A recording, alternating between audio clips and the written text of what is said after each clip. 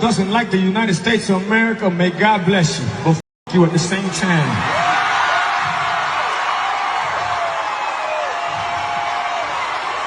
If you don't like the United States of America, go back to the countries that we the f from, and you'll see how much you appreciate the United States of America. This is recording artist and entrepreneur Pitbull at a show doing the "if you don't like America, then leave" bit.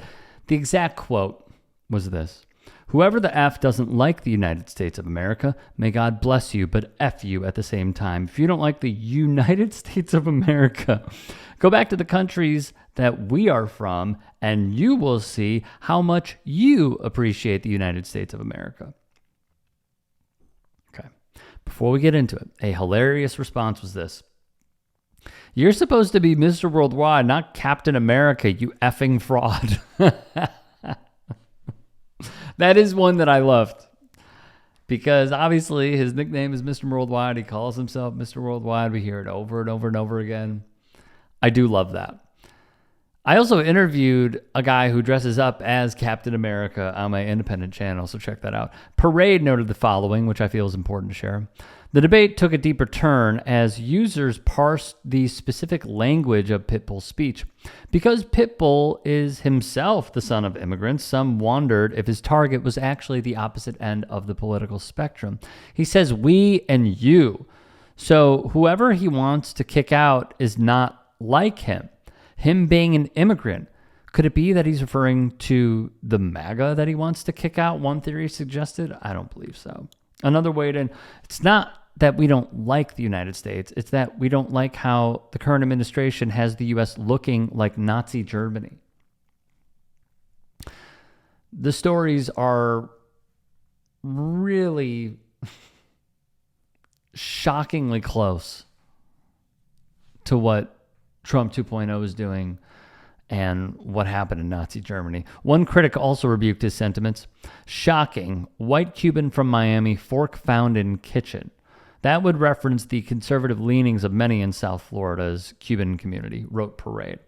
Lastly, now in a 2019 appearance with View, he would say, "We are the United States of America, not the divided states of America. We all bleed the same blood. We all breathe the same air. We all put our pants on one leg at a time.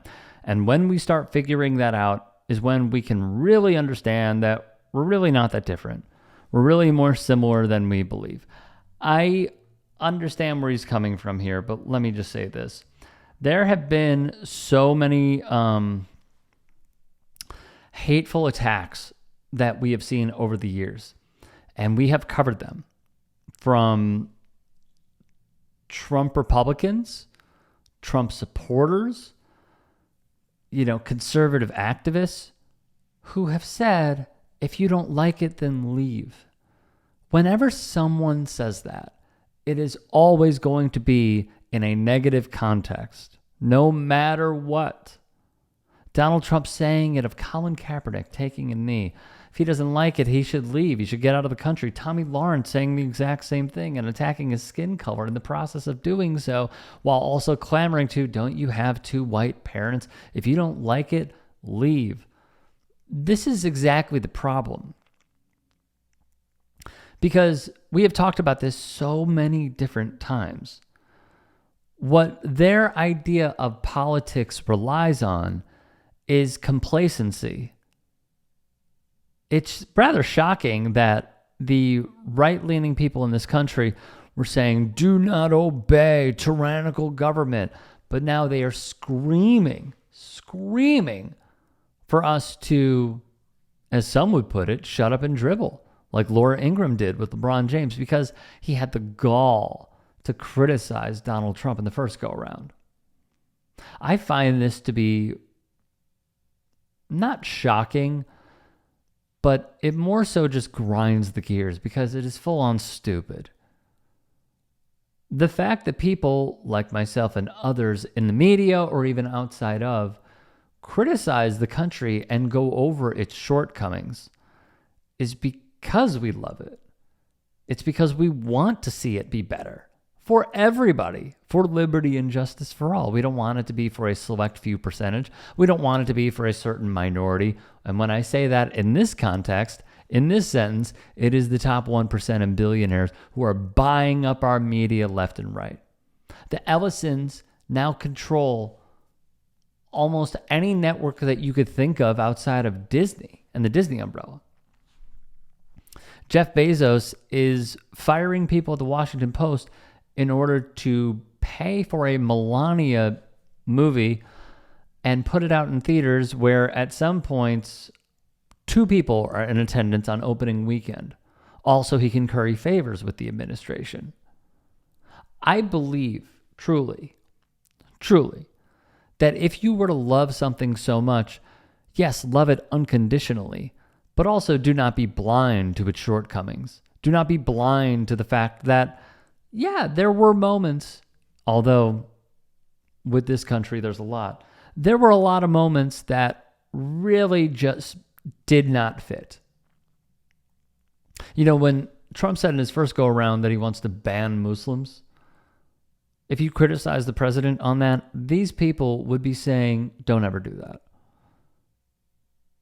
When Donald Trump says that he can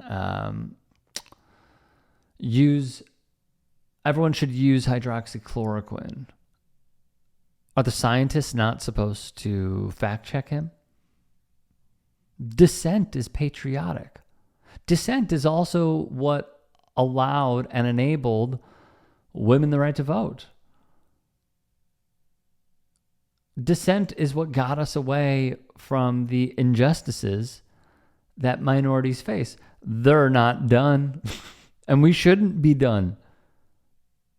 The police are still out there. The 13th Amendment is still crushing us and allowing for modern day slavery.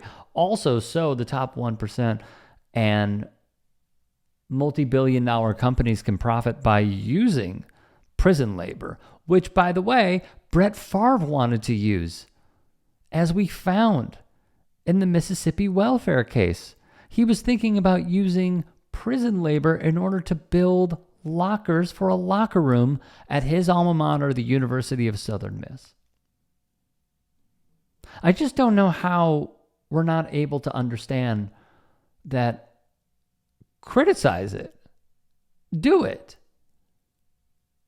And then either embrace being fact-checked or embrace, I suppose, if you're that kind of person, being paraded and clipped out. I mean, dissent is what got us the Civil Rights Act. Dissent, in a way, is what's fighting against ICE.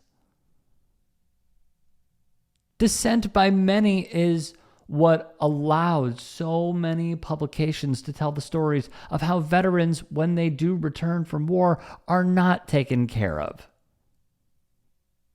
Dissent from veterans with burn pits that Jon Stewart shined a light on was deeply patriotic. But one side of the aisle will tell you that it's not. I really am flummoxed here, and it just really, it gets to me when I hear people say, oh yeah, you think you have it terribly? Go try it in another country. What Pitbull is saying is be compliant. Be grateful. Yeah, we could be grateful. We also have the constitutionally protected right to criticize it so it can be better for everybody. And this whole notion of go and do better over there, leave. How about those other countries? Why don't you go there and come back? Well, my friend, that opens up the Pandora's box of United States imperialism and how our country has crushed their countries over and over and over again throughout time, really. But I don't think he wants to have that argument. If you can and are willing, please become a paid member here at TYT Sports. And or go to tyt.com/join. In addition, you can follow me on Twitter, Instagram, and TikTok. Appreciate it. Have a great day.